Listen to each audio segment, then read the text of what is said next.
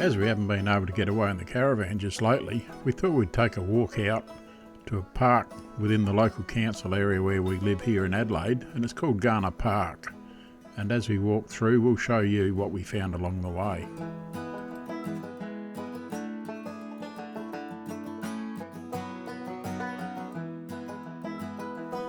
There is a car park right alongside this park, and these information boards here tell you all about the park and give you a bit of a history on it.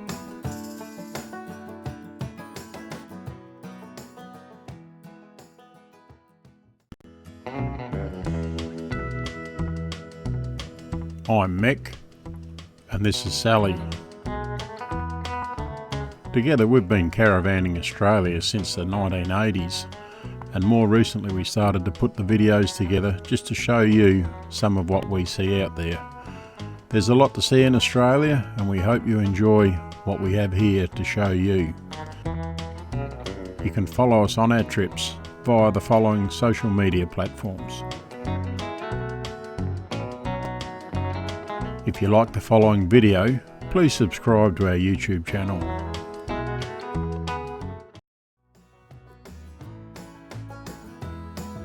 Now, if we were actually out and about in the caravan, and I said that it took us 6 days to get here and we went through 10 water crossings and we almost got sunburned on the way, you'd probably think this was a pretty good place. But to think that it's actually here in a metropolitan town, or city I should say, it's not a bad sort of a walk that one can have as long as it's not raining.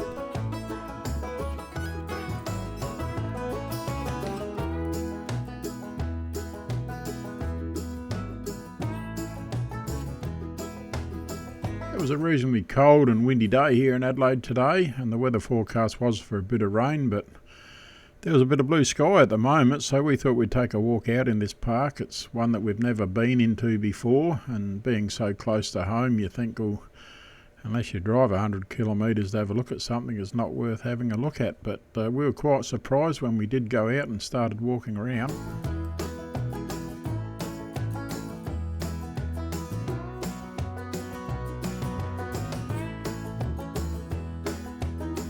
As seen here, the water was flowing through the park, and not all channels and waterways appeared as though they were flowing at the time, but some of them were very still and calm, as seen here.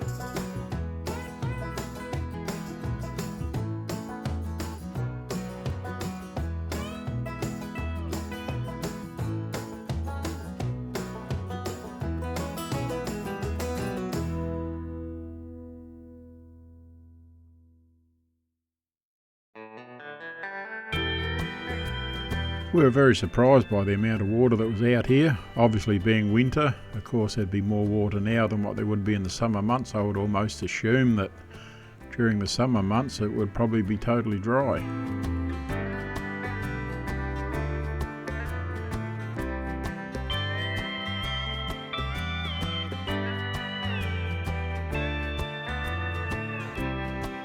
To have something like this so close to home really surprised us, and it's made us to want to go out and have a look at some of the other parks that we know that are close handy to home, but something that we've just never worried about going out to having a look at before.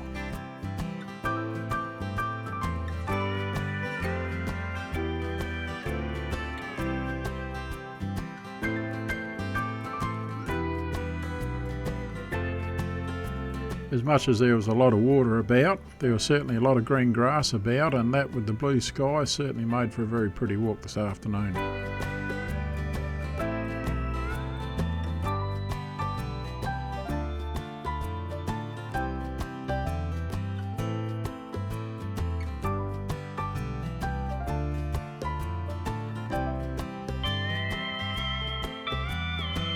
There is a bit of bird life within the park. It's just a matter of keeping your eyes and ears open and looking for them as you're walking around.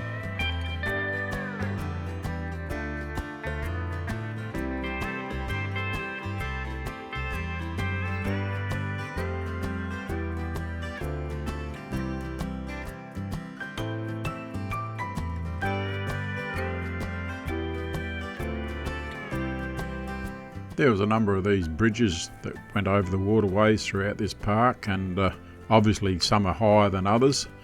Some were flooded and we were unable to cross them, and that kept us out on the outer perimeter of the park, as mentioned earlier on. But no, it was certainly clean and green, and a credit to anyone that was involved with maintaining it. I'm not sure whether there's volunteers do this or whether it's all up to the local council, but certainly very clean. It was a real nice thing to be in.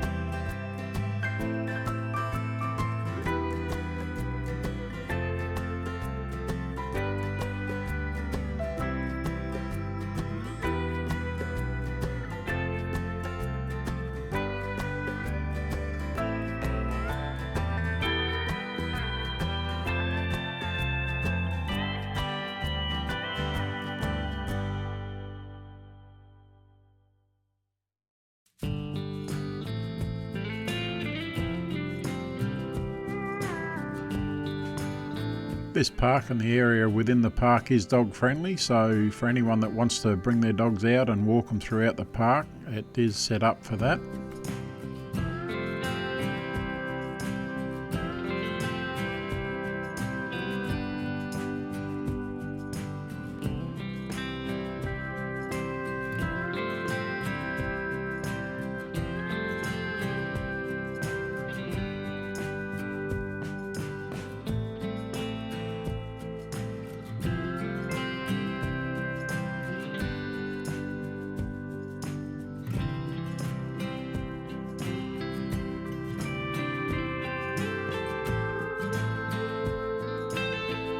The park itself was not really set up for families to come in and picnic, I don't think, but certainly with the green that's around, it really invites me, I think, to think that we can come in and have a picnic, even if you brought in a couple of sandwiches or something like that. It's certainly spend some time in here, and it's quite a nice environment to be in with the water and the green.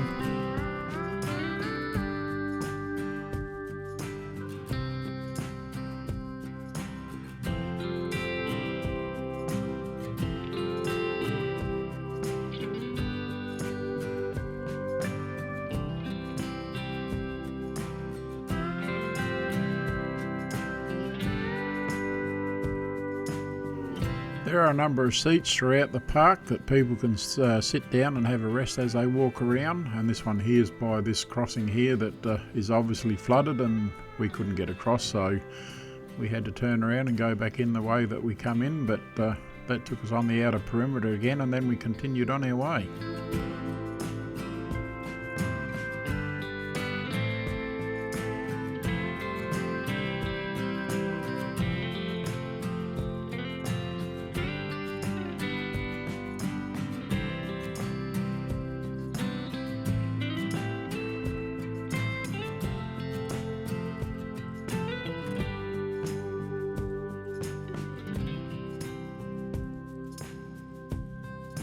Sometimes you've got to get down low to get that water reflection shot that you're trying to chase.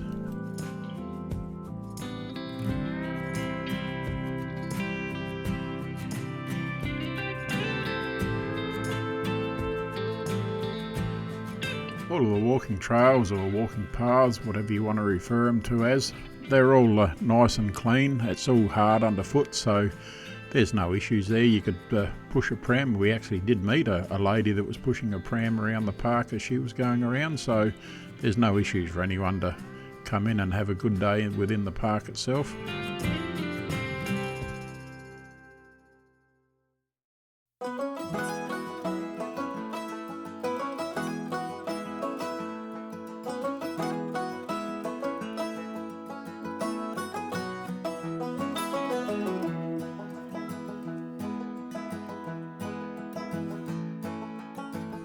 The only water crossings that were flooded were the ones that were in the middle of the park, so even though you couldn't get through them, like us today, you can go on the perimeter and come into the middle of the park, come to the crossing that was flooded, and then make your way back to the path that takes you on the outer perimeter again and continue on around. So certainly worthwhile going out, even though the water is to the extent that it is today. That didn't spoil it at all.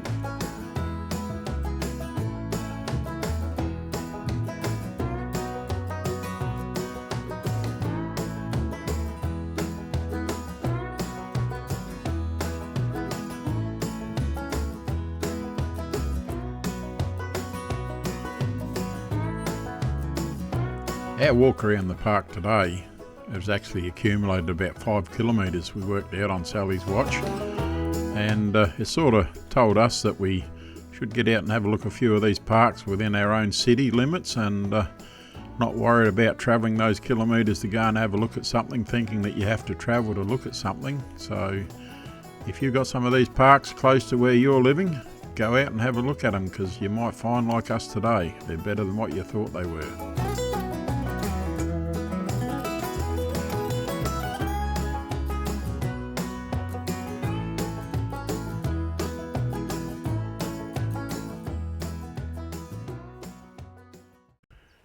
If you like the video that you just watched, give us a thumbs up, and if you want to see more of our videos, click on the subscribe button, and once you've done that, change the bell notification to all. That way every time that we do uploads to our YouTube channel, you'll be notified.